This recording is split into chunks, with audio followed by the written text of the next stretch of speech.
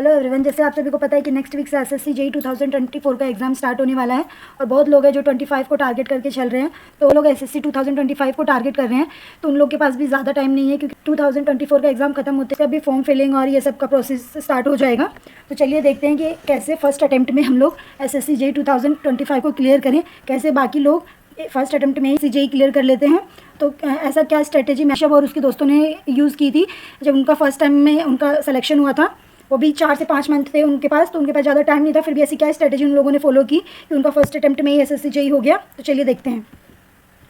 तो पीडब्ल्यू को हो गए हैं 4 साल और इसी खुशी में 25 से स्टार्ट हो रहा है एक्स्ट्राऑर्डिनरी ऑफर्स। सो अपने सरकारी इंजीनियर बनने का सपना करो पूरा with all state AJE batches for SSC JEE, RRB JE and all state AJE exam and get up to 90% of.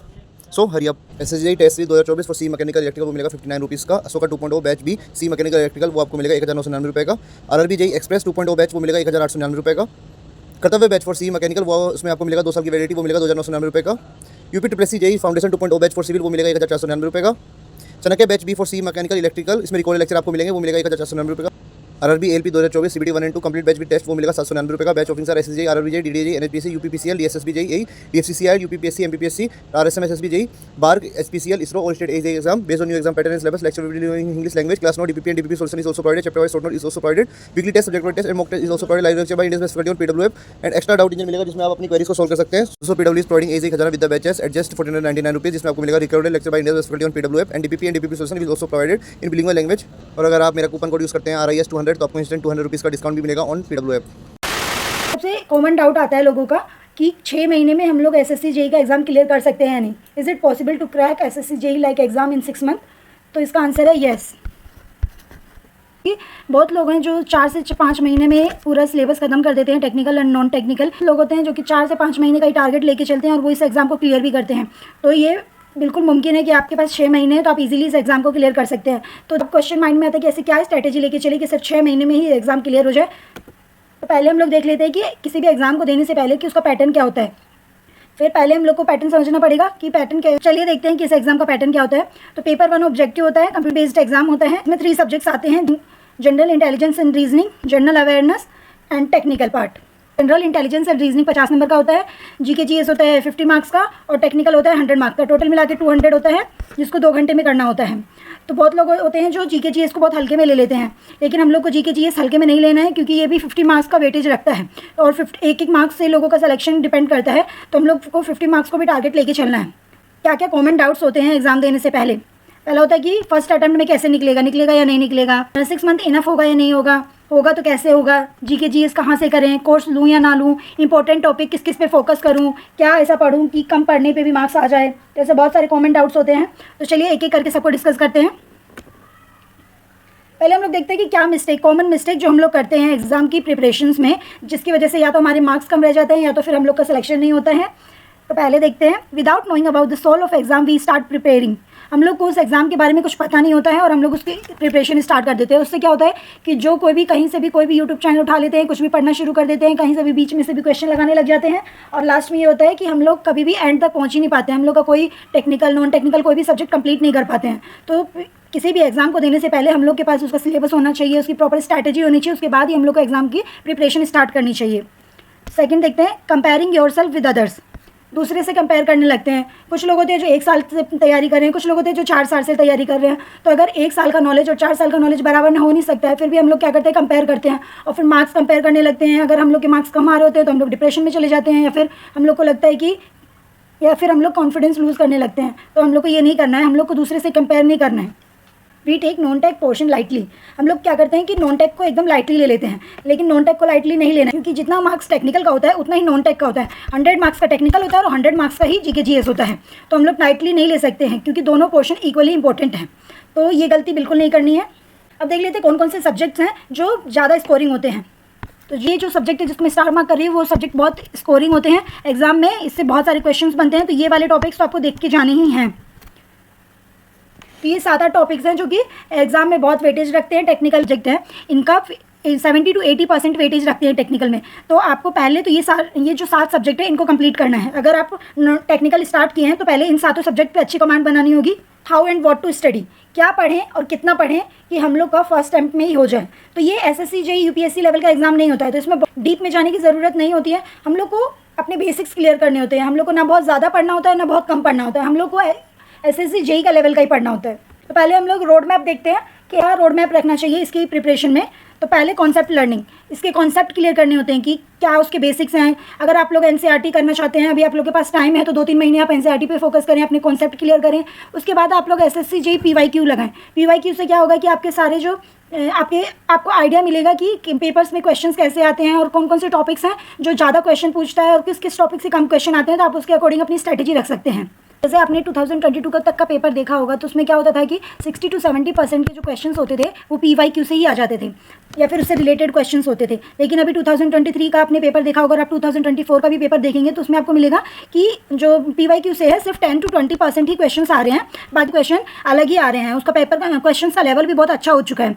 तो अभी हम लोग को क्या करना है कि बहुत लोग क्या करते हैं ESC प्री को एकदम नेग्लेक्ट कर देते हैं, उसको देखते नहीं है। तो अभी अगर आप लोग को जैसे आपने नया पैटर्न देखा होगा और आपको उसके अकॉर्डिंग ही अपनी प्रिपरेशन करनी है तो आपको ESC प्री को नेग्लेक्ट नहीं करना है, आपको इसको ज़रूर ध्यान से देखना है और एक बार इसके क्वेश्चंस भी लगाना। हम लोग का मेन टारगेट तो कॉन्सेप्ट लर्निंग ही है, तो हम लोग को इसको देख के और अपने कॉन्सेप्ट क्लियर करने हैं, क्योंकि हम लोग ESC प्री भी इसीलिए लगा रहे हैं ताकि हम लोग को अच्छी लर्निंग मिल सके। ESC प्री का क्वेश्चंस के लेवल बहुत अच्छे होते हैं, तो ज़रूरी नहीं है कि हमसे सारे क्वेश्चन बनेंगे, लेकिन एटलीस्ट हम लोग को इससे आइडिया तो लग जाएगा ना कि किस टाइप के क्वेश्चन बनते हैं। क्वेश्चन में भी हम लोग को प्रॉब्लम आएगी तो हम लोग उसके कॉन्सेप्ट को एक बार और अच्छे से देख सकते हैं और अच्छे से एनालाइज कर सकते हैं। तो इससे आपको ये बेनिफिट मिलेगा, नॉलेज का लेवल बढ़ेगा और आपके कॉन्सेप्ट क्लियर हो जाएंगे उस टॉपिक को लेकर। तो अगर अभी आपके पास बहुत टाइम है तो आप इसको लेके चल सकते हैं, आपको ये लेके चलना ही चाहिए। उसके बाद हम लोग को क्या करना है कि ऑल स्टेट AJE के सारे पेपर्स लगाने हैं प्रीवियस ईयर के। इसका भी मेन रोल यही है कि कॉन्सेप्ट लर्निंग का, ठीक, सारे सब्जेक्ट का ओवरव्यू मिल जाएगा तो हम इस लेवल पे आ चुके होंगे कि हम लोग मॉक वगैरह की तैयारी कर सके। तो उसके बाद हम लोग को क्या करना है, मॉक्स लगाने हैं। उस एनालाइज के बाद हम लोग को एक रफ आइडिया मिल जाएगा कि क्या क्या टॉपिक हम लोग का बहुत अच्छा है और क्या क्या टॉपिक में हम लोग को इंप्रूवमेंट की ज़रूरत है। तो उसकी एक लिस्ट बना लीजिए और पहले उस लिस्ट पे काम करिए। जो जो टॉपिक आपको लग रहा है कि आपका वीक है उसको आप प्रायोरिटी पे रखिए और उसको पहले कीजिए। और जो जो टॉपिक आपको लग रहा है कि आपका अच्छा हो चुका है, उसका कॉन्सेप्ट आपको क्लियर हो चुका है, अगर आपका उसका कॉन्सेप्ट 80% भी क्लियर हो चुका है तो आप उसको बात के लिए रख सकते हैं। बहुत लोग पूछते हैं कि अगर हम लोग का SSC JEE एग्जाम अगर नहीं हुआ तो फिर उसके बाद हम लोग क्या करें। तो पहली बात तो आप लोग इतना अगर कर लेंगे तो आपका SSC JEE हो ही जाएगा। अगर फिर भी अगर नहीं हुआ, किसी कारण से आपकी तबीयत खराब हो गई एग्जाम टाइम में या कोई और पर्सनल रीज़न जो भी हो, तो अगर आपका SSC JEE में नहीं होगा और आपका टेक्निकल और नॉन टेक अच्छे से आपने कर लिया है तो आपको उसके बाद भी बहुत सारे एग्जाम्स हैं जिसमें आपकी वो मेहनत काम आ सकती है। जैसे RRB JEE का है, APSC JEE का है, MP सब इंजीनियर का है, MPPSC AE का है और भी बहुत से कोयल लिमिटेड का है, DDA का है, JSSC JEE का है, दिल्ली मेट्रो JEE का है। तो ये सारे एग्जाम है जिसमें आपकी वो टेक्निकल और वो जो नॉन टेक का आपने प्रिपरेशन किया है वो सारे एग्जाम में काम आ सकती है। इसमें बस जो डिफरेंस आता है वो टेक्निकल तो सेम होता है, बस नॉन टेक का लेवल ऊपर नीचे हो सकता है। तो आप जिस एग्जाम की प्रिपरेशन करेंगे तो उसका नॉन टेक आपको बस उस एग्जाम के लेवल का करना पड़ेगा। और अगर आपने टेक्निकल अच्छे से कर लिया तो आपके इस सारे एग्जाम में बेनिफिट आपको उसको ज़रूर मिलेगा। तो अभी हम लोग SSC JEE के बारे में बात कर रहे हैं, तो चलिए देखते हैं SSC JEE को अगर हम लोग टारगेट कर रहे हैं तो कौन कौन से टॉपिक इंपॉर्टेंट है, कौन कौन से एग्जाम में पूछे जाते हैं। तो चलिए हम लोग सब्जेक्ट वाइज एनालाइज करते हैं कि कौन से सब्जेक्ट से कितने क्वेश्चंस आते हैं। तो पहले देखते हैं BMC से हर साल 10 से 12 क्वेश्चन तो पूछे ही जाते हैं। तो इसमें भी कौन कौन से इंपॉर्टेंट टॉपिक्स हैं वो पहले देख लेते हैं। सीमेंट, लाइम एंड मोटार तो से 3 से 6 क्वेश्चन पूछे जाते हैं। कॉन्क्रीट बहुत इंपॉर्टेंट टॉपिक है, ऑलमोस्ट 4 to 8 क्वेश्चन इससे पूछे जाते हैं। स्टोन से 1 से 3 क्वेश्चन पूछे जाते हैं। ब्रिक एंड ब्रिक मैसनरी का 2 से 4 क्वेश्चन आते हैं। टिम्बर से 1 से 2 क्वेश्चन आते हैं और इन दोनों से 1 क्वेश्चन आते हैं। लोग को स्क्रीनशॉट चाहिए तो आप स्क्रीनशॉट ले सकते हैं पॉज करके। तो जैसे आप लोग को आइडिया लगी क्या होगा, जैसे सीमेंट और ये कॉन्क्रीट ये दोनों इंपॉर्टेंट टॉपिक है क्योंकि ये दोनों से ज़्यादा क्वेश्चन पूछे जाते हैं। तो जैसे आप देख सकते हैं कि ये दोनों टॉपिक बहुत इंपॉर्टेंट है, उनसे बहुत सारे क्वेश्चन भी पूछे जा रहे हैं। ऑलमोस्ट ये दोनों टॉपिक से ही 7 से 8 क्वेश्चन हो जाते हैं। तो आपको उसी लेवल की इसकी प्रिपरेशन करनी है, इन दोनों के कॉन्सेप्ट क्लियर होने चाहिए आपके। जितना पॉसिबल है PYQ लगा सकते हैं इन दोनों पर और उसको अच्छे से एनालाइज भी कीजिए। नेक्स्ट सब्जेक्ट देखते हैं RCC। ये भी बहुत इंपॉर्टेंट टॉपिक है। RCC से भी हर साल ऑलमोस्ट 5 से 7 क्वेश्चन आते ही आते हैं। ये भी बहुत वेटेज वाला सब्जेक्ट है। तो देखते हैं इसमें कौन कौन से आते हैं। Introduction to LSM and WSM, इससे 2 से 8 क्वेश्चन आते हैं। डिज़ाइन ऑफ बीम से 1 से 3 क्वेश्चन आते हैं। इससे 1 क्वेश्चन आता है, इससे 1 से 2 और इससे डिज़ाइन ऑफ कॉलम से 1 क्वेश्चन आता है। तो ये तरह बहुत इंपॉर्टेंट टॉपिक है क्योंकि ये अकेले 2 से 8 क्वेश्चन आ सकता है। तो ऑन एवरेज हम लोग मान सकते हैं कि 4 क्वेश्चन तो ये अकेले ही उठा लेता है और बाकी से 1 क्वेश्चन आ जाते हैं। तो ये सब्जेक्ट में भी आपको आइडिया लग गया होगा कि क्या क्या कौन कौन से टॉपिक इंपॉर्टेंट है और कौन कौन से चैप्टर पर आपको ज़्यादा फोकस करना है और किसका PYQ आपको लगाना है। नेक्स्ट सब्जेक्ट देखते हैं सॉम का। ये भी अपने आप में बहुत अच्छा वेटेज रखता है। सॉम से भी 3 से 4 क्वेश्चन आ ही जाते हैं हर साल। स्ट्रेंथ ऑफ मटेरियल से 2 से 3 क्वेश्चन आते हैं। एसएफडी एंड बीएमडी से 1 से 2 क्वेश्चन आता है। डिफ्लेक्शंस ऑफ बीम से 1 से 2 क्वेश्चन आता है। ट्रांसफॉर्मेशंस ऑफ स्ट्रेस और ये बाकी चैप्टर से 1 क्वेश्चन आते हैं। तो ये इंपॉर्टेंट है, ये वाला आप देख सकते हैं 2 से 3 क्वेश्चन आते ही हैं इससे हर साल।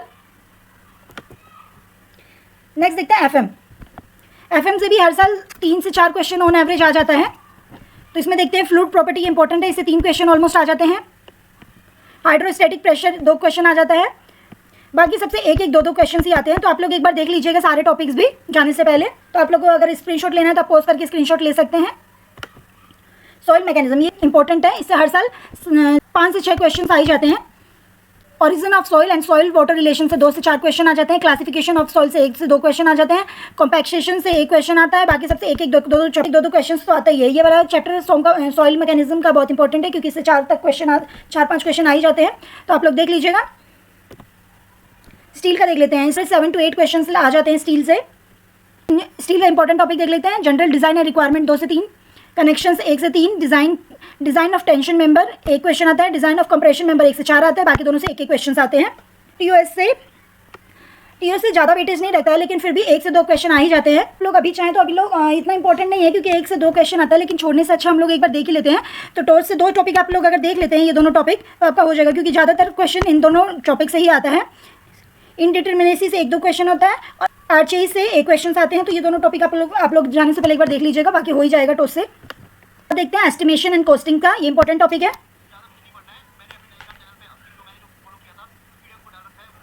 इसमें आपको ज़्यादा कुछ नहीं पढ़ना है। मेरे एक फ्रेंड ने जो फॉलो किया था, मैंने उसका पीडीएफ डाल दिया है टेलीग्राम चैनल पे, आप लोग जाकर उस पीडीएफ को देख सकते हैं।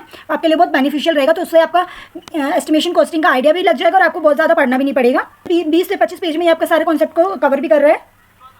और उसके बाद क्या, एसएससी जेईई के जो पीवाईक्यू के क्वेश्चंस हैं 200 से 250 के अप्रोक्स क्वेश्चंस हैं। तो वो क्वेश्चंस को अच्छे से लगाना है, उसको एनालाइज करना है। तो उससे आपसे आपका इस टॉपिक के सारे कॉन्सेप्ट क्लियर हो जाएंगे। लगा लिया तो जो 10 से 15 क्वेश्चंस आते हैं इस टॉपिक से, या 10 से 15 जो भी मार्क्स अगर इस टॉपिक से आ रहे हैं, तो वो आपके कवर हो जाएंगे। इसमें सारे टॉपिक्स कंटेन, उस पीवाईक्यू में सारे टॉपिक्स रहते हैं। ऑफ एस्टिमेशन एंड स्पेसिफिकेशंस के 2-3 क्वेश्चन होते हैं, वो भी कवर हो जाएंगे। वैल्यूएशन भी आ जाता है उसमें, कॉन्ट्रैक्ट एंड टेंडर्स भी होते हैं। तो ये सारे टॉपिक्स को आपको अच्छे से पीवाईक्यू लगाइएगा तो ये सारे कवर हो जाएंगे। तो आपको कुछ एक्स्ट्रा एफर्ट नहीं देना पड़ेगा।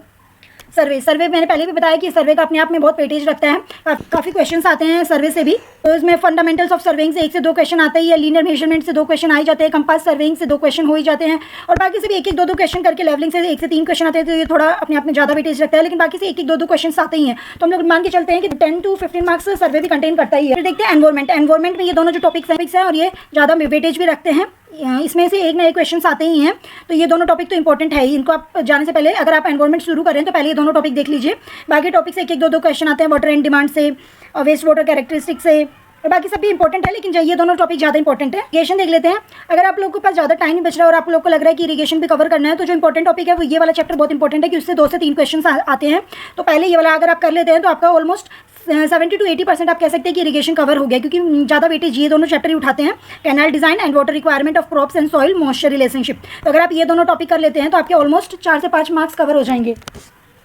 ट्रांसपोर्टेशन का देख लेते हैं। तो ट्रांसपोर्टेशन में ये जियोमेट्रिक डिजाइन, ये 2 से 4 क्वेश्चन आ जाते हैं। तो ये इंपॉर्टेंट टॉपिक है।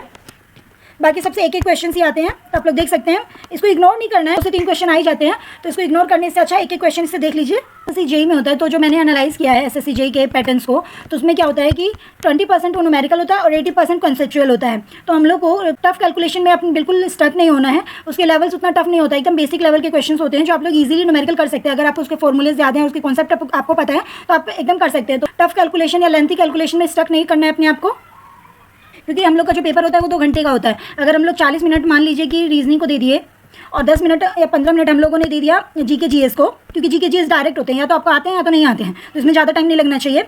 और अभी इसके बाद ऑलमोस्ट हम लोग के पास 65 to 70 मिनट्स बचते हैं। अगर वो 70 मिनट्स अगर आप लोग लेंथी क्वेश्चन में 10 मिनट एक क्वेश्चन में वेस्ट कर दिया, तो आपका बाकी क्वेश्चन तो रह ही जाएगा। तो आप लोग अपने अकॉर्डिंग देख लीजिएगा। आप लोग को लॉन्ग लेंथी क्वेश्चन में नहीं फंसना है। क्वेश्चन आते हैं 80% जो कॉन्सेप्चुअल के क्वेश्चन आते हैं, तो आपको क्या करना है कि पहले उसको जो आप पीवाईक्यू और एग्जाम्स लगा रहे हैं या फिर कोई प्रिपरेशन कर रहे हैं, कॉन्सेप्ट क्लियर कर रहे हैं अपना, तो आप लोग को उसको अच्छे से एनालाइज करना है, क्योंकि जो 80% क्वेश्चन आते हैं वो ही आपके जो कॉन्सेप्चुअल क्वेश्चन पे डिपेंड करते हैं। तो आपकी जो प्रिपरेशन होनी चाहिए वो ESC लेवल की होनी चाहिए, ताकि आपके जो कॉन्सेप्ट है वो अच्छे से क्लियर हो जाए और आप उसी के अकॉर्डिंग अपना वो कर सकें।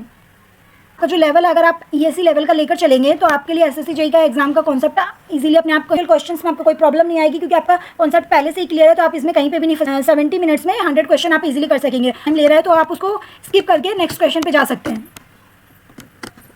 कौन कौन सी बुक हम लोग को फॉलो करनी चाहिए, ये सिर्फ सिविल वालों के लिए है। आपको अगर JEE इलेक्ट्रिकल और मैकेनिकल का भी देखना है तो आप लोग हम लोग को कमेंट कर सकते हैं, हम लोग उसके लिए दूसरा वीडियो लेकर आएंगे। Civil engineering paper planner, civil engineering परीक्षा planner, civil booster, civil engineering PYQ की बुक और ESC topic wise objective question. तो अगर आपको प्रीवियस ईयर के क्वेश्चंस लगाने तो आप ये वाली बुक ले सकते हैं। अब तो ये 2023-24 की भी आ चुकी होगी, तो आप लोग वो ले सकते हैं। वैसे ही आप सिविल बूस्टर भी लेटेस्ट जो वर्जन ट्रेंडिंग होगा वो आप वो वाली बुक ले सकते हैं। लेकिन आप ये वाली जो बुक है जो बाकी लोगों ने, मेरे दोस्तों ने फॉलो की है, तो ये बुक को ही फॉलो करते हैं तो आपके लिए इनफ होगा। इससे आपका टेक्निकल अच्छे से क्लियर हो जाएगा। और नॉन टेक के लिए GK GS की एक अलग ही डेडिकेटेड वीडियो बना रखी है। अगर आप लोग को उसका लिंक चाहिए तो मैं उसका लिंक कमेंट में दूंगी। तो hope you like this video. Thanks for watching.